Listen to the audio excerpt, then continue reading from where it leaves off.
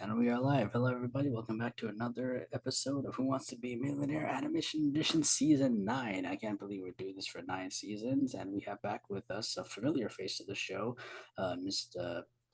The, he's into everything entertainment, really. Entertainment junkie is what he self professes as. And he is indeed an entertainment junkie with heavy bend on history and animation, movies, like you name it, he knows it. Mr. Eli Sanza, how are you, sir? I'm good. I love that introduction. Yeah, I kind of fumbled a little bit, but I'm glad you liked it. Yeah. But yeah, like I said, you're a familiar face to this show. This is actually, I was looking at the stats. This is your sixth appearance, and the last time you appeared was actually season six. So it's been a couple of seasons since we've seen you, but you've been on quite a lot. So thanks for coming on again. I appreciate it. Yeah, no problem. I won one You did. season, You won. but You I won still can't season prove. I still can't prove. season Yeah. season three. You actually won season three. So you're back again. Season three. So Yeah. We'll see if I still have retained any knowledge. I'm sure you have. I'm sure you have because I've been talking to you, a lot since I've been in contact with you since season six. So it's not like I haven't seen you since then. So I know you have retained the knowledge. Yeah. And I've been learning more and more about animation since then. So we'll see if that comes in handy. I know I kind of introduced you already, but if you want to introduce yourself or anything you want to say, go ahead and you can say it now. Yeah, I actually have a blog. That's the main thing I want to point out. That it's where like I talk about all the stuff like movies and films and video games and celebrities, and like that's mainly where I divulge all my knowledge. You should like check that out. It's called ejunkiblog.com if you want to read what I have to say. And I'll definitely put links to that below. And for anyone Yeah, else who's thanks. new to this game show, this is a 12-question multiple choice game show about anything even remotely related to the field of animation. As long as Eli keeps getting questions right, he goes higher up the ladder. Once he gets one wrong, that's the end of the game, and he leaves with the last number of points from the last safe haven. He has three lifelines to help him 50-50, gets rid of two wrong answers, a phone a friend if he chooses. He can call someone for help or ask the expert. This season, our expert is Mr. Stanford Clark, the winner of the million-point winner from last season, a film buff, animation lover, animation buff. I've asked him all these questions, and Eli can see how he answered, decide if he wants to go with that or not. And if Eli gets to the 32,000 points, he gets a fourth lifeline where it's just a double dip. He gets two chances at answering a question. The million-point prize is a $100 Amazon gift card. If there's no one gets to the million, we have a round two with the top five returning for a second chance. If still no one gets to the million, the prize is a $50 Amazon gift card given to whoever has the highest total score from both rounds. After that introduction, Eli, are you ready to play Millionaire? Okay, I'm ready. He's ready. I'm ready. Let's start. I'm going to share my screen. Can you see my screen? Yes, I see it now. Okay. All right. Let me just get it into slideshow mode.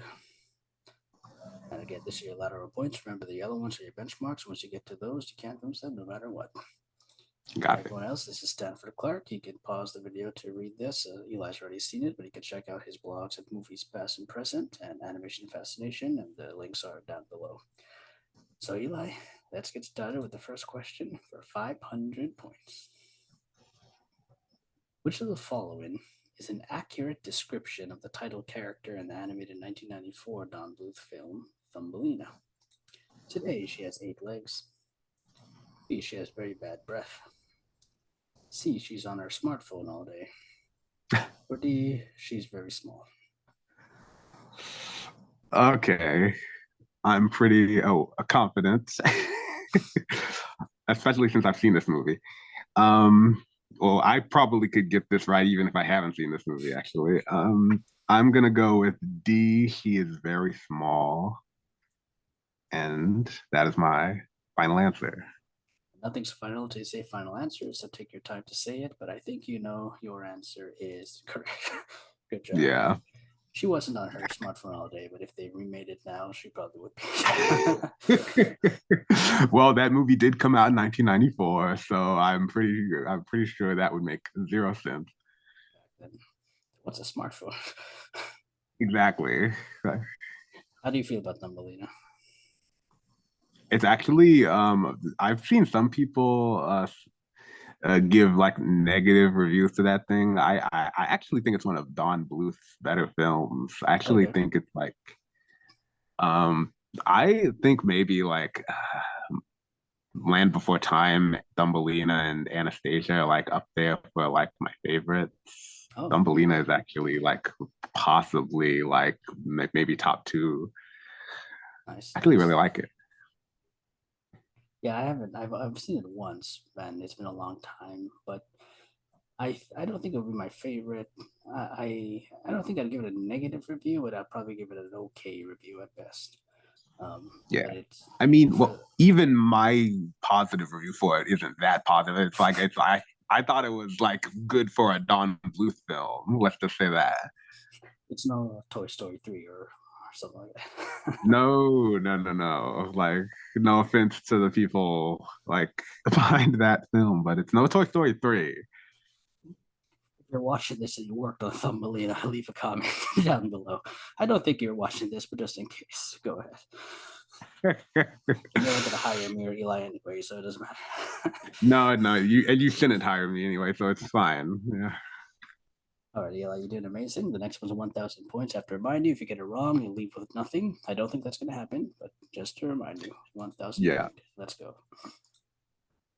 Where does the animated 1990 Disney canon film, The Rescuers Down Under, mostly take place? Is it Canada, Ireland, Australia, or Scotland? Because I've actually owned this movie as a kid, and because I've known what the words down under meant pretty much all my life.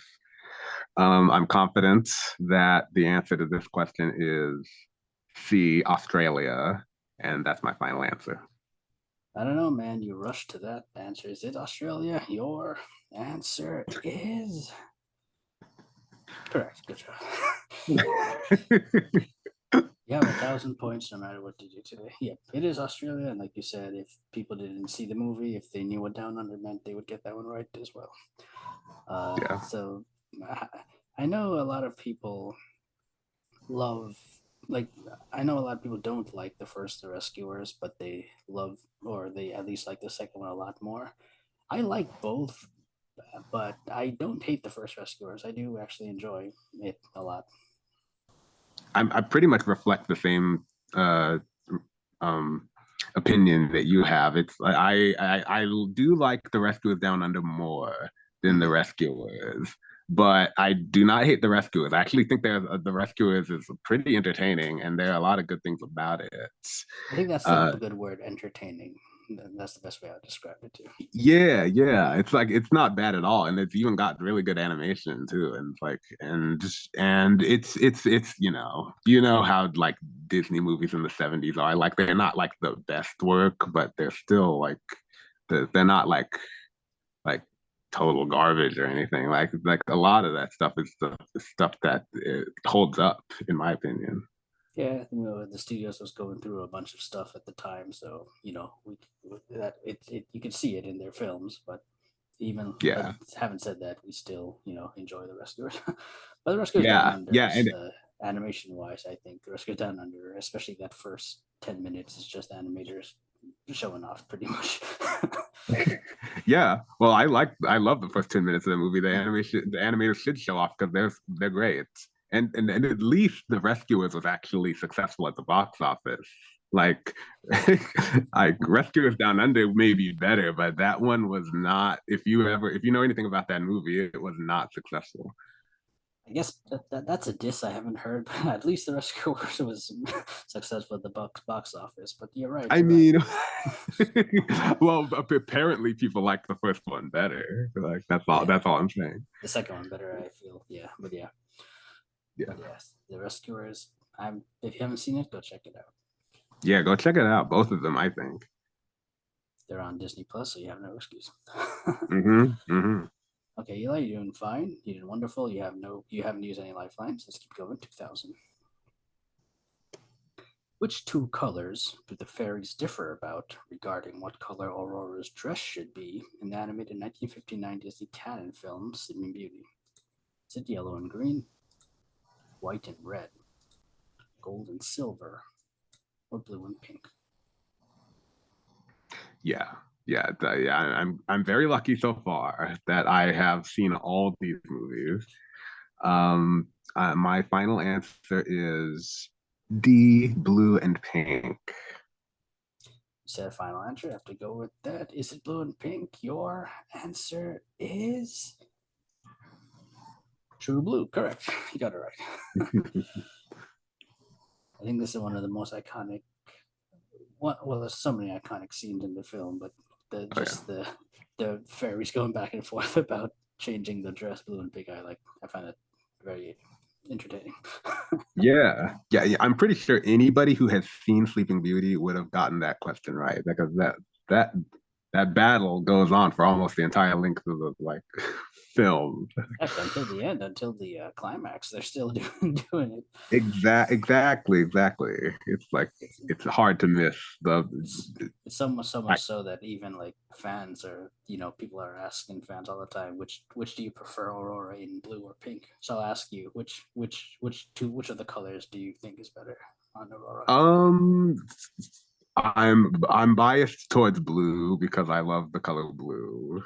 I Okay. do think that's the better look. I do a lot of people have been debating whether you're right. A lot of people have been debating which color the dress should be because they have a whole Disney princess line Yeah. and so they have to like literally when we show Aurora should her dress be blue or pink and they go back and forth on it. They can't even make up their minds. So this reminded me of, I think our mutual friend Rachel Wagner was pointing this out recently about Ariel in The Little Mermaid, and in some of the the artwork in merchandise shows Ariel in this like kind of like teal colored dress or something like that. I don't know if you know what I'm talking about. And she pointed out, Yeah. she's like, no, there's no movie where she wears this teal colored dress. So she's like, where the heck did that come from? But at least this has some. If you show Aurora in blue or pink, at least you have a precedent one way or the other. Yeah, it is interesting that they can just invent dresses for them, so it basically doesn't even matter. Definitely. And for me, I've always gone back and forth between which of the two I like better. It's still so hard to pick, but I think right now I'm leaning towards the pink. But again, it's not like a huge preference. Right. Well, that scene in Sleeping Beauty when Aurora was like being hypnotized by Maleficent and she is like touching the spindle on the spinning wheel. She was in the blue dress It was in in the that blue. part. So, and that might be why one of the reasons why I like it because that scene was super memorable to me. No, that you're definitely right. But whichever of the two colors it is, you got it right. So let's keep going. 5,000 points. Excuse me. Still have all your lifelines. Which relative of the long neck Littlefoot dies near the beginning of the animated 1988 Don Bluth film Land Before Time? Is it his father, his mother, his grandfather, or his grandmother? You mentioned The Land Before Time earlier, actually. Yes, that was another movie I grew up on, and this is another question I am pretty confident about. Uh, I'm going to say that the relative of Littlefoot who dies near the beginning of the film is B, his mother. Final answer. You're just rushing through these and you're saying final answer. Is it correct? Your answer is correct. Good job. So this scene is another one that leads to a lot of questions between animation fans, which I'll also ask you. Is like which death saddened you or affected you more? Was it Littlefoot's mother's death or Mufasa's death in The Lion King? Oh, no question. Mufasa dying Okay. like destroyed me. Mm. Like I cried when Mufasa died. Like I felt bad for Littlefoot, but but I loved Mufasa. Because here's why they built up the relationship with between Simba and Mufasa so well. Like the first like what 30 minutes of the movie was dedicated to that, and so that made the death of, in The Lion King all the more devastating. Definitely, yeah. And for me, like I never really got sad by any of the two, but Mufasa's death definitely stands out more. Also, I'm not a big fan. I'm not really a fan of the first Land Before Time. I actually have the weird opinion that I like some of the sequels better than the Land Before Time. Oh, interesting. Yeah. I just find I it. I, I I didn't grow up with it, so I don't have nostalgia. That's one, and also I just find it kind of more boring than like some of the other sequels. uh Sorry, yeah, and the land. the third reason is that this wasn't the first Land Before Time I saw. I saw the sequels first before I saw this one. Oh, So I think that also okay. played a part. Right. Well, I've the Land Before Time, the first Land Before Time movie isn't all sunshine and like lollipops or anything. So if you're like bored by it, I'm not surprised. But yeah, it's actually like the whole journey of them going looking for their family at the Great Valley. I'm always getting super like into that because I'm rooting for them so badly. You need to go to the Great Valley, find your family, and it's like so I get into it. But I've actually seen some people give like higher reviews, higher ratings to the sequel, like the Like second me. one. Yeah, you're one of those people. Yeah, I was like, so you're not alone. I'm glad to know that. Yeah, the second one was actually the first of the series that I saw. But my Ah, yeah. favorite one is the seventh one, The Stone of Cold Fire. I love that one so much. Yeah, I haven't seen I used to watch the sequels because they aired on TV a lot. I haven't seen them in a long time. Who knows? I might check them out. I might check out that seventh one to see if I like it as much as you. And please let me know if you do. But Yeah. for now, let's keep going. 10,000 points. Buster Moon, the owner of the struggling theater that animated 2016 Illumination Entertainment film Sing, is what type of animal? Is he a raccoon, a badger, a fox, or a koala?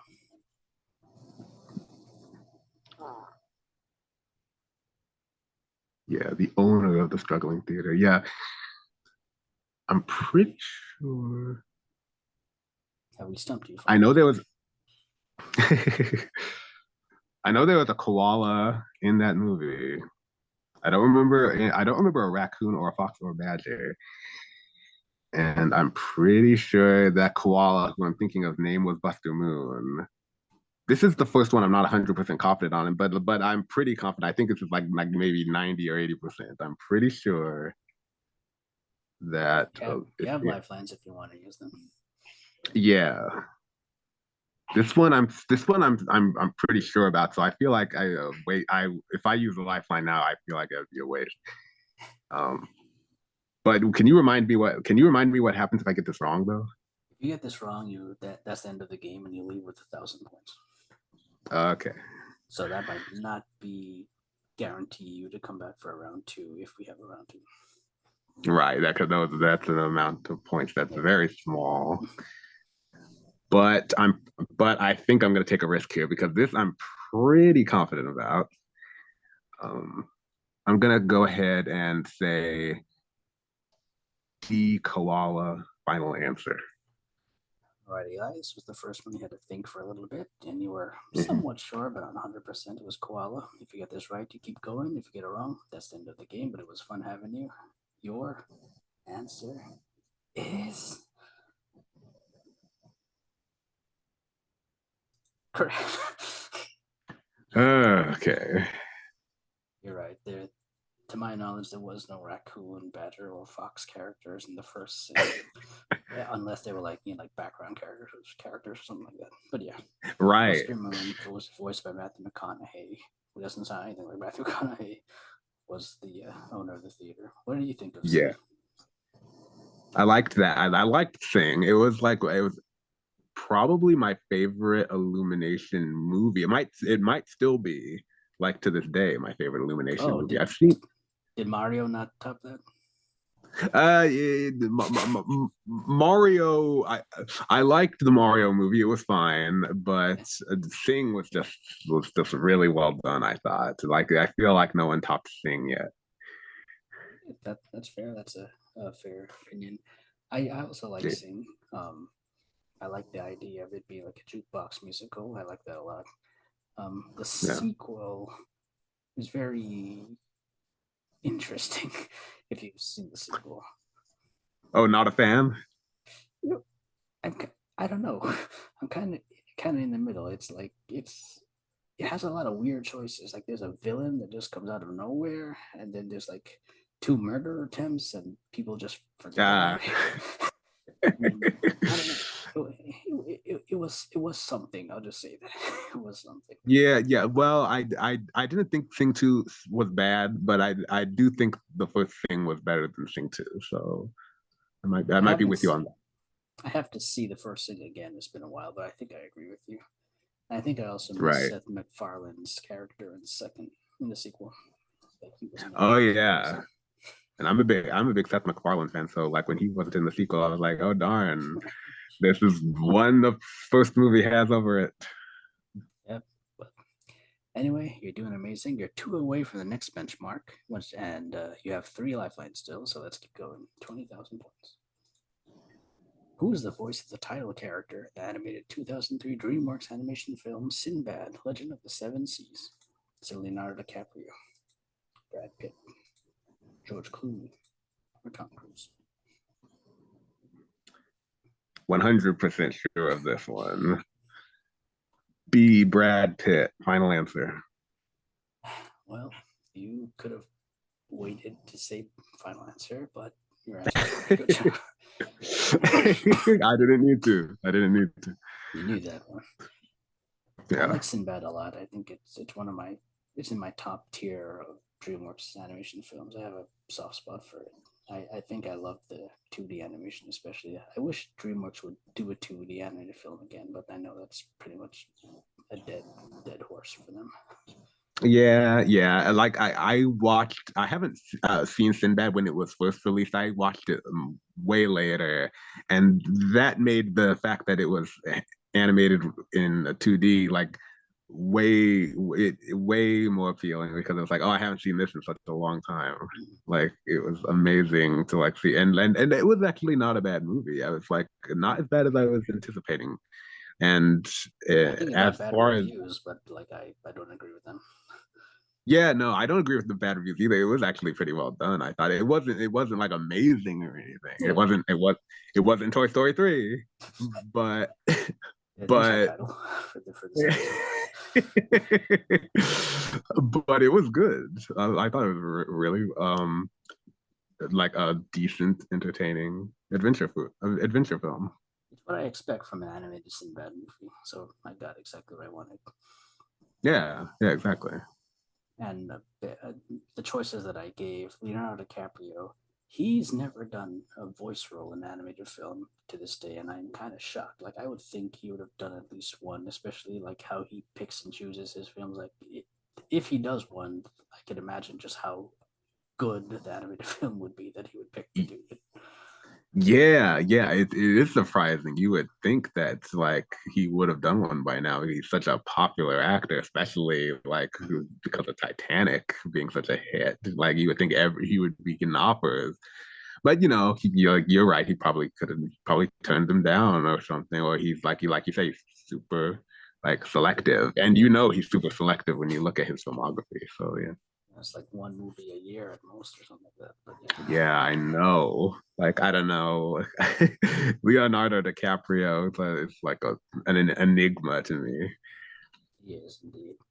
Okay, Hmm. Eli, the next one's 32,000 points. If you get that right, you will have that no matter what, and you will gain the fourth lifeline, the double dip. So this is exciting. Let's see what we can do. 32,000 points. Cards of which suit were painting the Queen of Hearts roses red in the animated 1951 Disney Canada film Alice in Wonderland? Were they hearts, spades, diamonds, or clubs? Okay. Okay, I'm pretty sure I know the answer to this because I grew up with this film. I watched it all the time. Pretty sure. What do you think it is? I'm thinking it's Clubs. I'm thinking Okay. it's Clubs.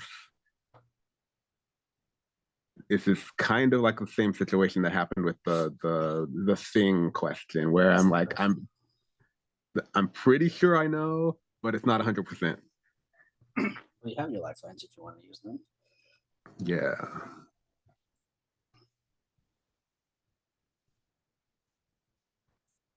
I'm okay. I'm gonna go ahead and take the risk. I'm like Okay. because I am confident enough that I don't need a lifeline for this. I'm just like I'm trying to see if I can trust my own brain with this, but I'm pretty sure I can. I'm gonna go ahead and say D Club's final answer. You pulled another sing situation here. You weren't 100% sure, but you went with your gut club. So you get this right, you have 32,000 no matter what. You can't leave with less than that, and you gain the fourth lifeline. You get this wrong, that's into the game. You leave with 1,000. Eli, your answer is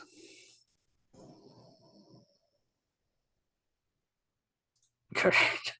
Okay. Congratulations. No matter what you do, you have 32,000 points, and you can't lose that, and you gain the double dip. So you're going into the the last 5 questions with all four lifelines. So that's something, Great. yeah. So Yeah. you could relax a little bit, but yeah, Yeah. Alice in Wonderland is a film I love a lot. It's one of my so it's like in my top five favorite of Disney canon films. I love the imagination of it because I love the the story and all that. And this is one of my Yeah. favorite songs from Painting the Roses Red. Yeah. Gets stuck in my head all the time.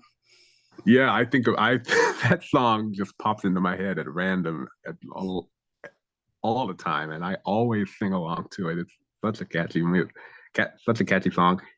And like I said, this is one of the movies I grew up with. I can totally see why it would be in your top five. It's like one of my favorites. It's like it's so different from other animated films made by Disney. It's such a standout because it's so bizarre when you think about it, and it's very episodic. It's Mhm. like it's not like a super linear story. It's very like here's a situation, and then here's another situation, and then she goes into this whole other situation that has nothing to do with the last one, and it's like, and I was like super into it. It was like super easy. It's super easy to follow movies like that when you're a kid because it's like you know how kids' attention spans are. So it's like It's it like was like chapters, yeah. they're like chapters of a book, yeah.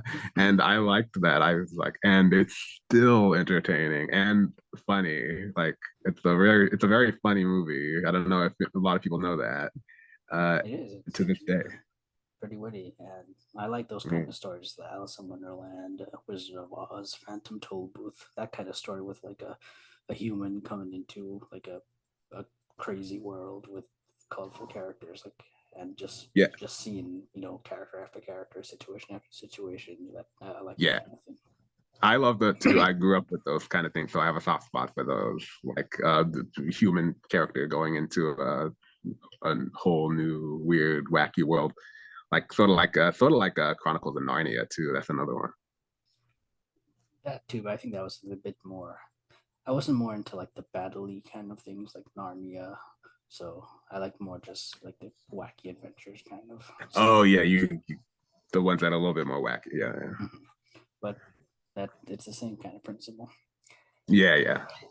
Okay, Eli, you're going you're only five away from the million, and you have all your lifelines. I'm very excited and very anxious to see what will happen. Let's keep going. Yeah. 64,000 points.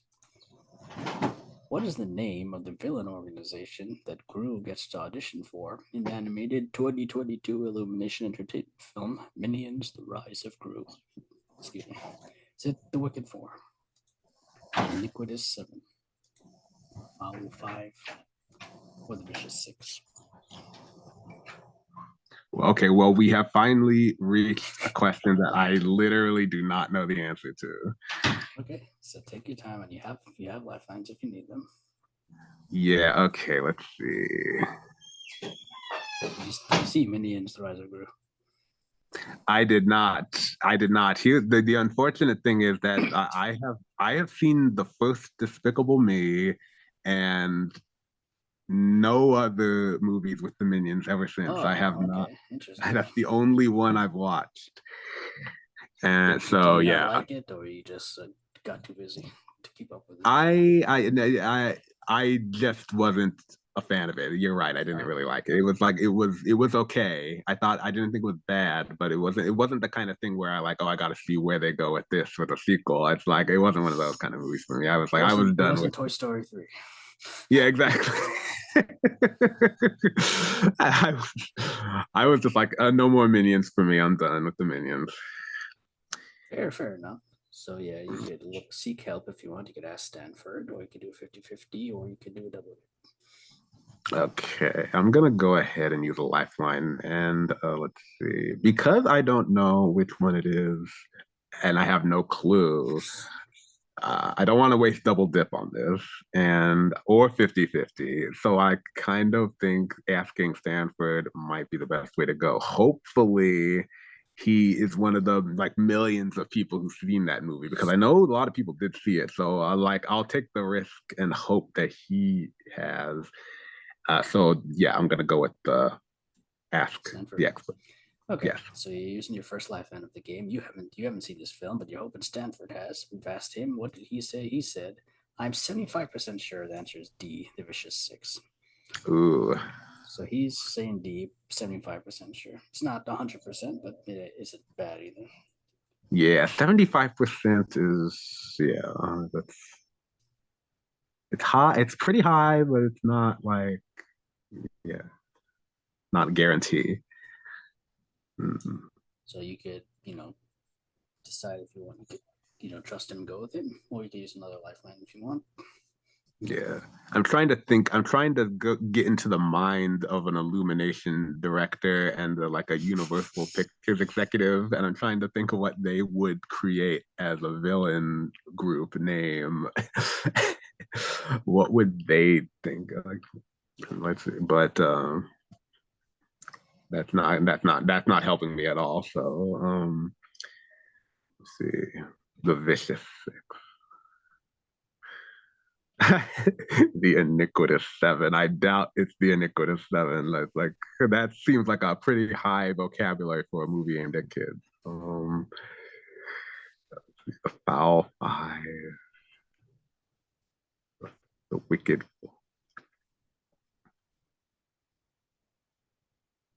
Well, because if I get this wrong, nothing would like it wouldn't be that much of a risk, right? Because it's Correct. If you get this wrong, it's end of the game, but you leave with 32,000, which is a pretty good number. yeah. So I can pretty much take a blind guess here, Yeah. and it wouldn't be I wouldn't be risking any money. I mean, not money I points. mean, just saying these are points just to clarify. I've never promised anyone $1 million on this show, just in case someone wants to sue me after or something. Yeah. No, I watched a lot of Who Wants to Be a Millionaire, just like you did. So I get it. I accidentally call it money sometimes. Um, okay, yeah. So because of that, because there's no risk, I'm gonna go ahead and go with Stanford, and I'm going to say D, the Vicious Six. Final answer. Okay, you haven't seen this movie, you had no idea. We asked Stanford. He was 75% sure it was D, the Vicious Six. Is he right? You went with it. If you get it right, you keep going. If you get it wrong, that's the end of the game. Your answer is correct. Oh, Thank you, Stanford. thank you, Stanford. Yes. Yeah, he was right. So you haven't seen this film, but this is about like Gru's origin story of how he became a super villain. So he's like a kid and he admires the Vicious Six, which is like the big super villain group at the time. However, the leader of the six dies, so they're holding auditions for someone to join them to become the sixth person. So that's why when you look at this picture here, there's only five, villains there instead of six Right. because the leader died, quote unquote. No spoilers. So Gru was trying to audition to be to be selected as the sixth one. So that's what's going on here. But yeah, Okay, okay. The only was thing I knew about that movie until now was that like I knew it was like an origin story for Gru. I knew that he was a kid and like that was the extent of it. yeah, it wasn't too bad. Overall I like the Despicable Me franchise, but the some of the movies are just like Despicable Me 3. Like there's no, you could tell they're only being made to make money. Yeah, no, I've seen movies like that before, and it's a total bummer when you have that feeling because like this is this is not this is not made for entertainment purposes, and I can tell that is not great. And like here in Universal Studios here in Orlando, they're making like a new area. They get the Shrek ride closed, and they're making that area like a Despicable Me themed area now. So like, even though they have a Despicable Me ride already, but they're like expanding the area more. So they're really, Yeah. milking this Despicable Me Oh yeah. cash cow Oh for yeah. what they can. Absolutely, you can see that, and Shrek is at least for now. Shrek is like irrelevant, basically, when it comes to like the movies Yeah, and theaters now. So like, I'm not surprised that they're like doing this. They're capitalizing on the minions. until we get Shrek 5, whenever that is. Yeah. Oh yeah. I'll watch Shrek 5. I was getting bored of Shrek when he was around, but now that he's been gone for a long time, I kind of miss him. So I'll definitely watch Shrek 5. Sometimes you need a break, right? Exactly. All right, Eli, you had asked Stanford, but he came in clutch. He helped you. So you're 4 away from the next benchmark, and you still have 3 lifelines. Let's keep going. 125,000. Which sport is played between the animals on the Enchanted Island during the animated segment of the live action animated hybrid 1971 Disney film, Bedknobs and Broomsticks? Is it cricket, rugby, tennis, or soccer? Okay, this one I'm pretty sure about because like Disney movies are like the easiest ones for me because I'm such a huge Disney fan. So luckily, I'm pretty sure I know the answer to this. I'm thinking soccer. And is it my final answer? I'm going to go ahead and yeah, why not? I'll take the risk. Yeah, I'm gonna go ahead and say D soccer final answer. Well, you sounded more sure of this one than the other one. I assume you've seen Bedknobs and Broomsticks as opposed to Minions: The Rise of Gru. You went with soccer. Is that correct? Your answer is correct.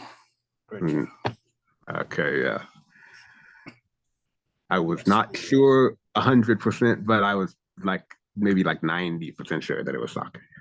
Yeah, so this is one of my favorite live action Disney films, and like Mary Poppins, there's a scene that where animation and live action coexist, and it's on the enchanted island of Nabumbu, where they have animals who can talk, and there's a soccer game going on, and they need someone to referee, and they get David Tomlinson to do it, and it's a Yeah. very interesting segment.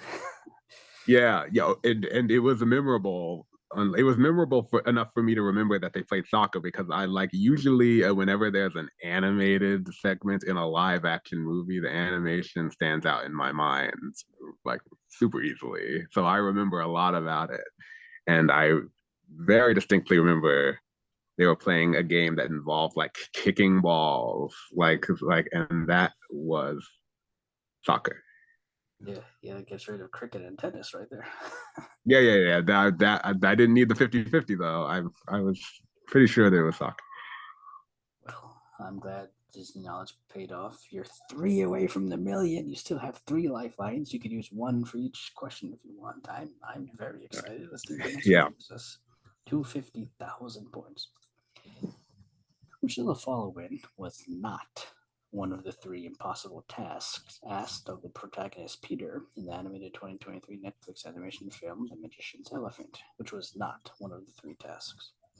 Was it defeat the king's best soldier, fly, make the Duchess laugh, or guess the Queen's favorite memory, which was not one of the 3 tasks? not one of the 10. Yeah, I this was a movie that I was aware of that I chose not to watch, and now I'm kind of regretting that Now decision. you're regretting it. Okay, take your time. You have your lifelines. Yeah. Yeah, and the annoying thing is that this is like probably the first animated film from Netflix Animation that I haven't watched. And I was like, this is the first one I'm going to skip. And yeah, I shouldn't have done that. Well, you know what?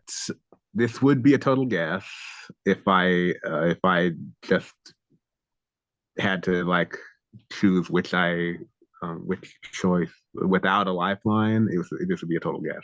So I'm feeling like I should use a lifeline. And again, the 50-50 and the double dip would not help at all. Um, so hopefully this is another situation where I'm hoping Stanford will know because hopefully he's a feature film. He likes animated feature films.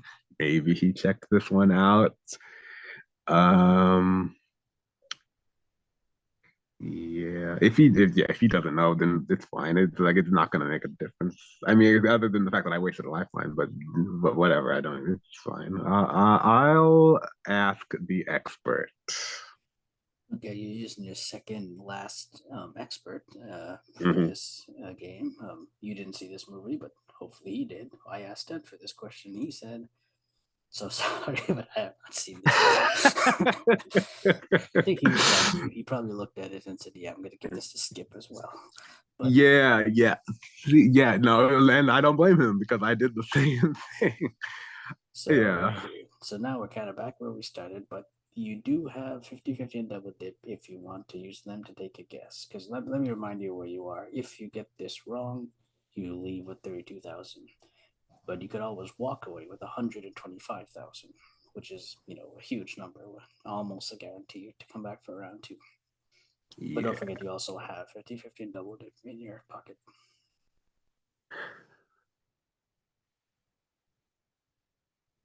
Yeah. Okay. And a So hack now, would a hack would be to use 50-50 and then the double dip because you can't get it wrong that way. Just throwing that out there. yeah, But I then could then do then that. you waste all your life on one question. Yeah, it would make it easier, but it would also make the rest of the questions harder. So Take your time. so yeah, okay, let me think here. Which was not one of the three impossible tasks asked of protagonist Peter. Yeah.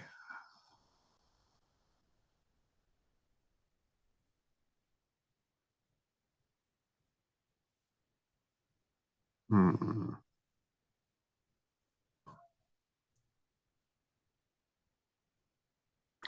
Yeah, I'm gonna I'm thinking I'm not gonna take a risk here. I'm just gonna use a lifeline because Okay. I, if I use a lifeline, then I'm taking a gamble that the next question after this will be something that I know the answer to, and that's Mm. what I'm counting on. Hopefully, that's what will happen. So I feel like I have to use a lifeline, and the lifeline I'm using.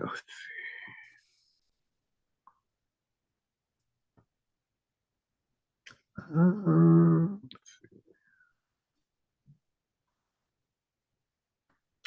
yeah, I'm just gonna go ahead and use the 50-50.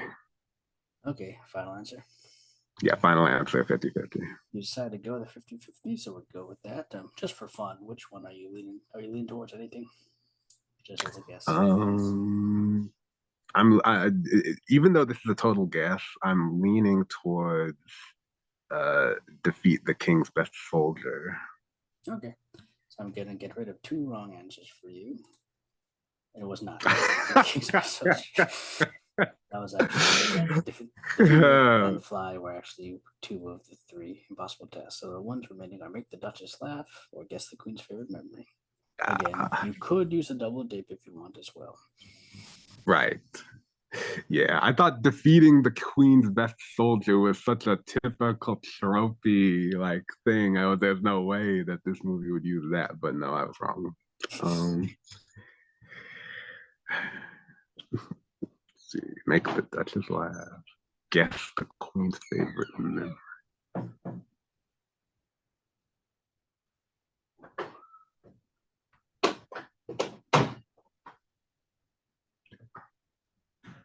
Yeah, for this one, I'm gonna not use any double dip here. I'm gonna go ahead and guess here, and I'm just going to hope that I get this right. I'm going to say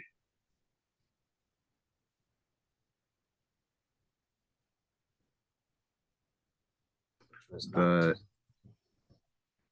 the task that he was not asked to do was make the Duchess laugh. See, and this is a guess, but that's my final answer. Okay, you didn't. Where's my cursor? You did not see this movie. You had no idea. You asked Stanford. He didn't see this movie either.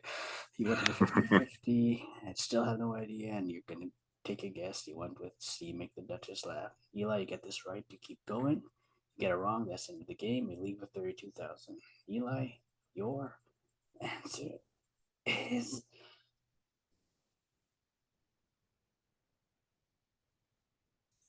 wrong.